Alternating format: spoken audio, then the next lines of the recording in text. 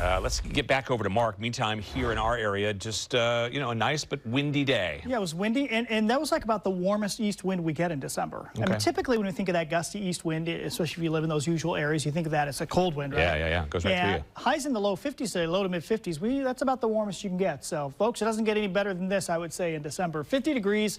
That's the Alive view, of course, sunset, the earliest sunsets of the year, 4:27 p.m. That's a sunset here in Portland for a few more days.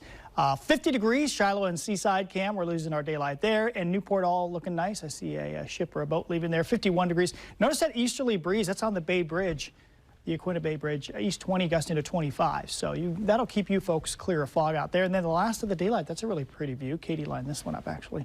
Got to give her credit. Mary Hill Tasting Room and Bistro camera. Up at Pearson Air Park there in Vancouver, east wind 15 gusting to 25. And you can see the peak gust today. As is usual, the strongest gusts out near the gorge. That said, most of us had gusts in the 25 to 35 range unless you go way out west or south metro, like Hillsborough, 23 mile per hour gusts, 10 at Sherwood, basically a calm day. And actually, the wind in the gorge, not too crazy because it wasn't that cold for one, but also 53 at Corbett and 61 at Crown Point is not too extreme. It'll ramp up a bit more tonight.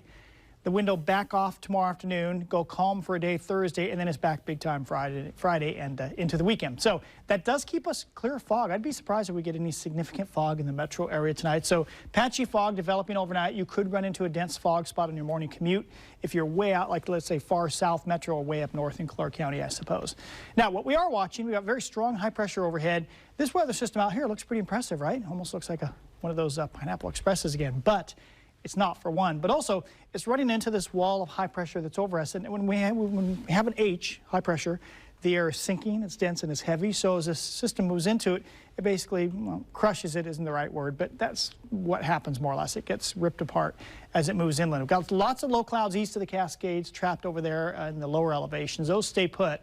And the forecast for tomorrow morning, a lot of thin high clouds, thinner than this appears.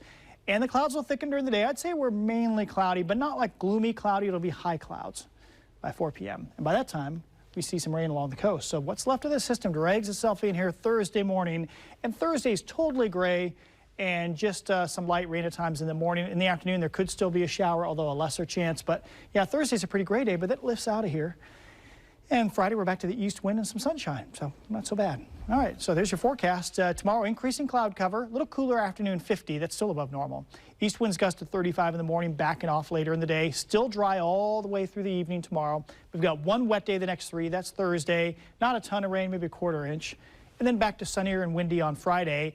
And that wind blows through the weekend, so if you have, this is like Christmas party time. I mean, people have plans and get-togethers and whatnot with family and friends Saturday and Sunday. And weather's uneventful, just a gusty east wind those days and no rain, no snow. And then we think there'll be some showers showing up about Tuesday of next week, Pete. But that is it. I mean, look at those mild temps. 50 degrees during the day, freezing to 40 at night, depending on whether it's windy at your house or not.